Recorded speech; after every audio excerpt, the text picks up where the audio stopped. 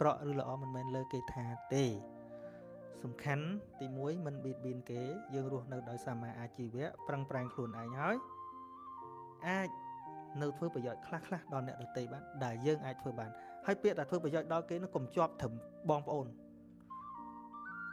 អ្នកណាក៏អាចជួយបានដែរ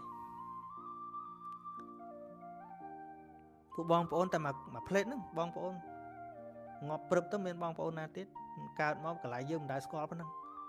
គាត់ជាប់មកគេថានេះបងនេះប្អូនក៏ជាប់ចឹងទៀតយើងមើលងាប់ពីជាតិមួយទៅជាតិមួយមានងាប់ទឹកមកតកូលដដែលណាទៅកើតកន្លែងផ្សេងបងប្អូនទៀតតែហ្នឹងវាត្រូវគិតមុនគេចឹងហើយប៉ុន្តែលើកមិនរួចអូខេនៅមានច្រើនទៀតដែលយើងជួយបានហ្នឹងហើយដោយព្រះសម្មាសម្ពុទ្ធបង្រៀនឲ្យយើងផ្សាយមេត្តាអញ្ចឹងមិនផ្សាយទៅឲ្យតែឥណ្ឌាណាសពសត្វ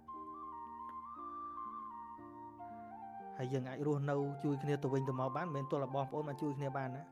ជួនកាលបងប្អូនខ្លះខំតែគ្នាហ្នឹងខ្ញុំអាចយកពាក្យបងប្អូនទៅរំខានតែគេខ្ញុំប្អូនណាខ្ញុំបងណាឯងត្រូវជួយអញមិនមែនអញ្ចឹងទេជាបងប្អូនល្អគឺយកខ្លួនថាខ្ញុំជាបងជាប្អូនតែខ្ញុំអាចជួយអីបានបងប្អូនល្អហើយខ្លះលំអុកថាខ្ញុំជាប្អូនមិនក៏មិនគិតខ្ញុំជាបងមិនក៏មិនគិតខ្ញុំទៅយកភាពជាបងជាប្អូនទៅលំអុកគេអញ្ចឹងហ្នឹងមិនចាញ់ចលេន